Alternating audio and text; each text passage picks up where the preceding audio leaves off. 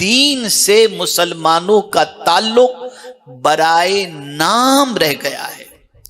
ایک مثال کے ذریعے سمجھاؤں، میرے پیارے آقا صلی اللہ تعالی علیہ وسلم کے پیارے دیوانوں، کسی کے یہاں اگر نکاح ہو رہا ہے، بیٹے کا نکاح ہے، بیٹی کا نکاح ہے، تو آپ دیکھیں، آپ کو پتا چلے گا کہ اس کے اندر دین کے جلووں کو تلاش کیجئے، دین کی رہنمائی کو تلاش کیجئے، دین کے اصول کو تلاش کیجئے، دین کے مطابق اس کے پورے پروگرام کو تلاش کیجئے، تو آپ دیکھیں گے کہ دین صرف مسجد میں ایجاب و قبول کے پر نظر آتا ہے، باقی اس کی ساری تقاریب دین کے خلاف نظر آئے گی۔ ڈانڈیا بھی نظر آئے گا، رقص و سرور بھی نظر آئے گا، آوارگی بھی نظر آئے گی، گندگی بھی نظر آئے گی، بے حیائی بھی نظر آئے گی، لیکن چونکہ ایجاب و قبول کے بغیر نکاح ہو نہیں سکتا، اس لیے ہمارا تعلق اب دین سے اتنا رہ گیا۔ اب تو سچویشن یہ بن چکی ہے کہ نکاح کا نکاح کہاں ہوگا یہ بھی تذکرہ نہیں ہوتا، ریسیپشن کا تذکرہ ملے گا، ولیمے کا تذکرہ ملے گا،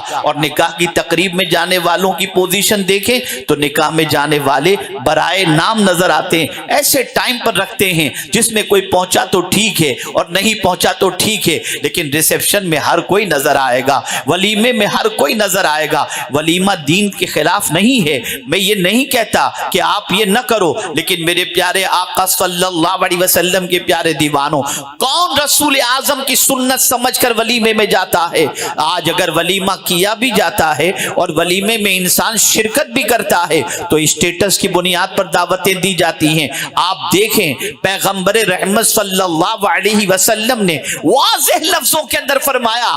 وہ دعوت سب سے بری ہے ولیمے کی دعوت جس دعوت کے اندر غریبوں کو نہ بلایا جاتا ہو۔ سرکار نے اس دعوت کو برا فرمایا۔ اب آپ دیکھیں کہ غریبوں کو کہاں بلایا جاتا ہے اور کہاں نہیں بلایا جاتا۔ غریبوں کو کبھی دعوت نہیں دی جائے گی، غریبوں کو ولیمے میں بلایا نہیں جائے گا، رشتہ دار بھی غریب ہے تو اگنور کر دیا جائے گا کہ کہیں یہ آئے تو ہمارا اسٹیٹس خراب نہ ہو جائے، ہماری ویلیو خراب نہ ہو جائے۔ اور کسی غریب انسان کو 10-20 کو دعوت دینا ہو تو آدمی سوچے گا، کبھی آپ کو یاد ہے کہ کسی پارٹی والے کو آپ نے اپنے یہاں شادی کے اندر دعوت دی ہو ولیمے کی؟ کبھی آپ کو یاد ہے کسی مسجد کے مؤذن کو، کسی مسجد کے خادم کو آپ نے ولیمے کی دعوت دی ہوگی؟ نہیں۔ یاد رکھو، میں جب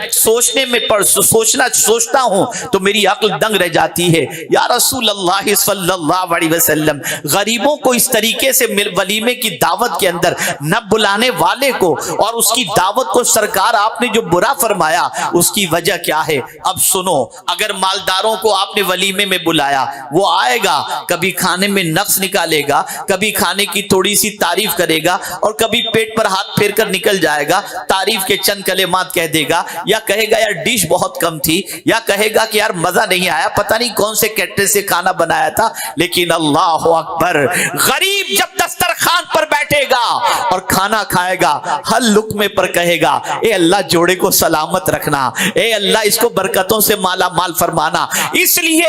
کہ جتنی قیمتی غذائیں تم ولیمے اور ریسیپشن کے اندر رکھتے ہو، اتنی قیمتی غذائیں وہ غریب بیچارہ کھا نہیں پاتا، اس لیے جب اسے میسر ہوتی ہے تو جوڑے کے لیے دعا کرتا ہے، اور اس کی دعا کی برکت سے بچی بیاہ کے جاتی ہے تو خوشحال زندگی بھی گزارتی ہے۔